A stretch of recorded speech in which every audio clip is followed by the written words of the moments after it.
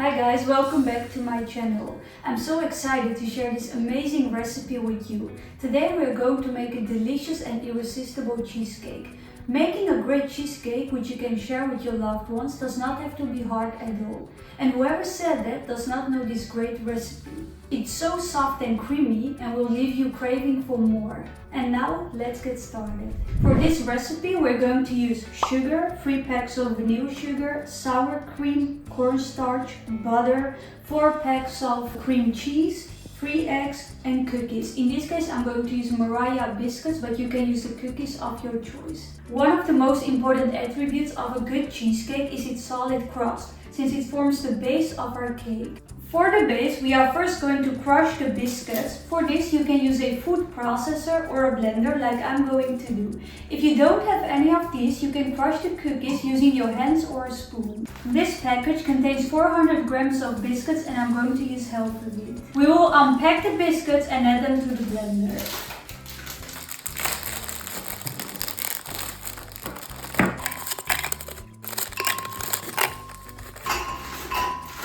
In the meantime, we can preheat the oven at 180 degrees since we're going to put the crust inside of it so it hardens. Another part of the crust is the butter. We're going to melt about 60 grams of butter, which will act like a binding agent to make the entire crust one whole. You can melt the butter by just using your microwave, but be careful to not leave it in there for too long since it might explode. And trust me, I've experienced that. Blend the cookies by themselves so they separate, and in a little bit we'll add the melted butter.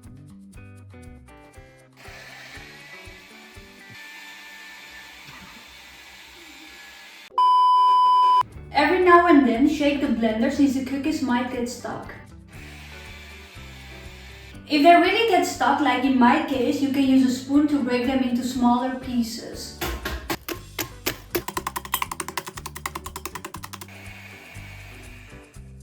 When the blended result has a sand-like texture, you know that you've done a good job. Now it's a great time to add the melted butter to the crust and blend it together.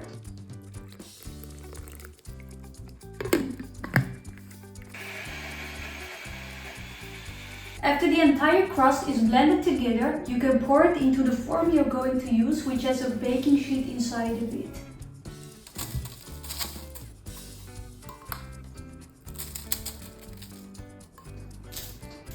Spread the cookie crumbles evenly throughout the baking form. Lightly press on it so they stick together. You want to get them even on all sides. Some people like to put the cookies on the sides of the cake, but I prefer to use it only for the bottom. You can leave the crust inside the oven for about 8 to 15 minutes, and once you start smelling the cookies, you know that they're ready. You can then take them out and let them cool down. While the crust is baking inside the oven, we can start making the cream. First part of making the cream will be adding 4 packs of cheese cream to a mixing bowl.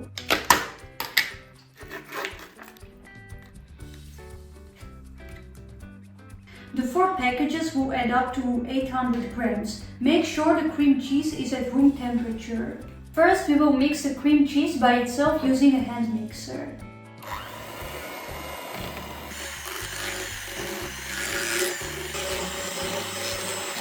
Stop mixing the cream cheese once it gets a stiff consistency like this. We'll now add 100 grams of regular sugar and 3 packs or 24 grams of vanilla sugar to the cream cheese mixture. Beat the sugar and the cream cheese together. Add 125 grams of sour cream to the mixture and mix it again.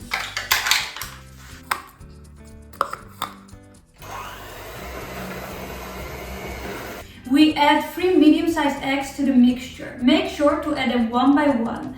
So add the first egg, then mix, then the second egg, mix, and then finally the third egg, and then mix everything again.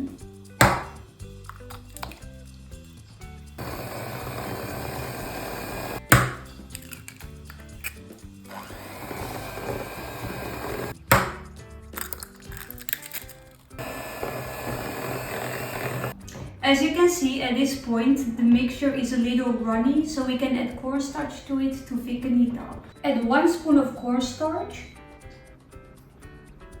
And if it's still runny after mixing it, you can add another spoon. Alright, now that we are finally done mixing, we can add the mixture to the baking form you've used earlier. And again, make sure that the crust is entirely cooled down before you do this.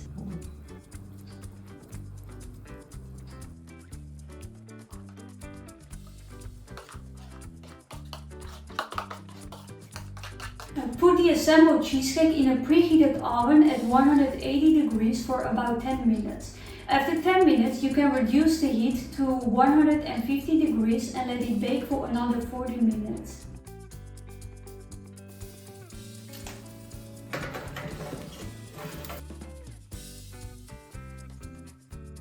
After 50 minutes, turn the oven off but leave the cheesecake still inside of it. This way the cheesecake can cool down gradually in a heated oven, which will prevent its surface from cracking, and that's something that we want to avoid at any cost. When the cheesecake has cooled down completely inside the oven and it's not hot anymore, you can carefully transfer it to the fridge. Let it rest in the fridge overnight, and then the next day you can take it out of the fridge and enjoy it with some coffee or other beverage of your choice. 24 hours later. Okay guys, it's the next day and I've just taken the cheesecake out of the fridge. As you can see, the cake is completely solidified, which means that it's ready for consumption.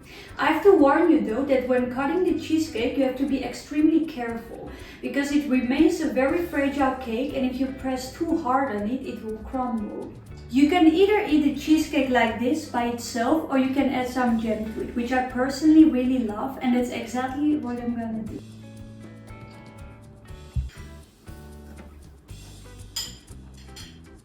I really love this. It's an explosion of flavors in your mouth.